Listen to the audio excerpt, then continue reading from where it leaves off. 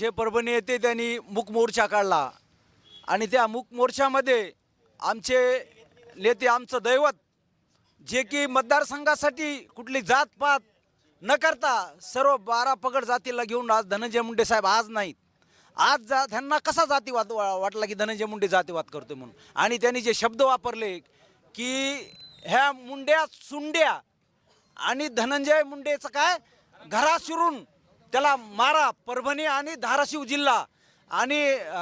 शेजारचा, आणि काय मला धनंजय मुंडेला रस्त्यावर फिरू देणार नाही आणि धनंजय मुंडेच्या घरात घुसून मारू. आणि दुसरा एक शब्द